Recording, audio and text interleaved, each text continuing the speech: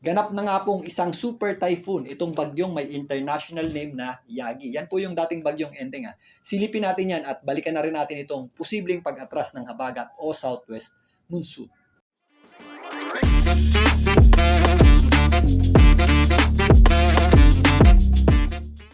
Welcome po muli sa Philippine Weather Trivia. Again, para po sa mga bago sa channel na to. Ako nga po muli si Alvin Pura, isang meteorologist at ang inyong weather tito. Isa na ngang ganap na super typhoon. Ito pong bagyong may international name na Yagi. Yan po yung dating bagyong Enteng.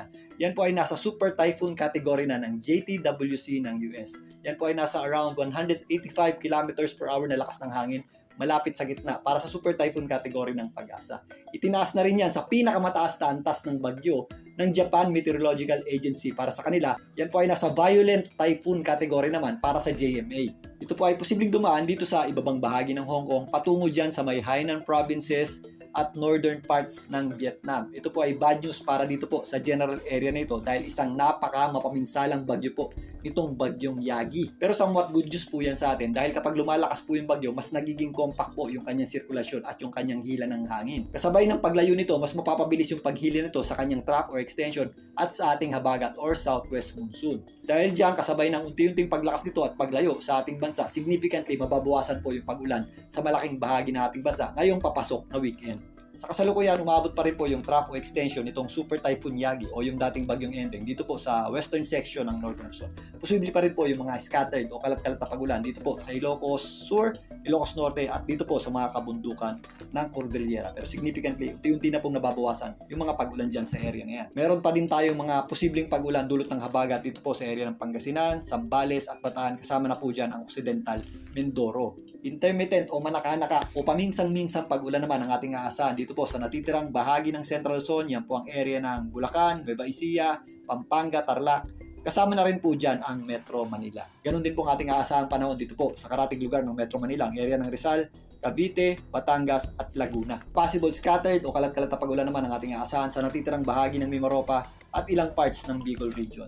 Meron din tayong mga possible scattered o kalat-kalat na pag-ulan dito po sa western section ng Visayas. Ito pong natitirang bahagi ng Visayas at malaking bahagi ng Mindanao. Relatively, maliwalas po yung panahon natin dyan, maliban lang sa mga isolated o localized na pag-ulan or thunderstorms tuwing hapon o gabi. Magpapatuloy po yung ating mga posibleng pag-ulan dito po sa malaking bahagi ng Luzon hanggang mamayang gabi. Friday bukas, makakaasa tayo ng significant drop o bawas sa mga pag-ulan. Mga posibleng scattered o kalat-kalat na pag-ulan na lamang ang ating aasahan dito po sa malaking bahagi ng Mimaropa, ganun din po ang area ng Calabarzon at Bicol region.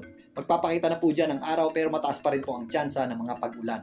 Mga posibleng scattered o kalat-kalat na pag-ulan na lamang din ang ating aasahan dito po sa malaking bahagi ng Central Luzon, kasama na po dyan ang Metro Manila. Mas mataas lamang yung ating tsansa ng mga pag-ulan dito sa western section nito, ang area ng Zambales at Bataan. Mga posibleng scattered o kalat-kalat na pag-ulan din ang ating aasahan dito po sa western section ng Northern Luzon bukas. Mula Friday hanggang pagpasok nga ng weekend, kung mapapansin nyo dito, meron na tayong significant drop ng dami ng ulan na ating natatanggap. Para sa inyong mga namamahong damit na, pwede na po tayong maglaba ngayong pagpasok ng weekend, lalong-lalo na sa darating na linggo. So bago tayo matapos, silipin muna natin itong kalakhan ng eastern section ng ating bansa. Ito pong mga cloud cluster na ito sa labas ng ating Philippine Area of Responsibility, ang 94 WNBS. Sa ngayon, hindi po natin yan inaasang maging isang ganap na bagyo.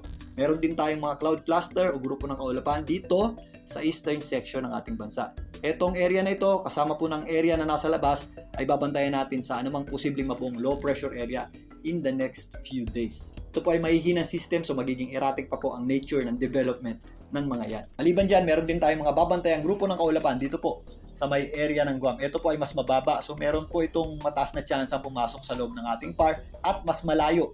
Mas marami pa po itong oras para makapag-ipon ng lakas. Ito po ay posibleng mag-develop din sa susunod na linggo.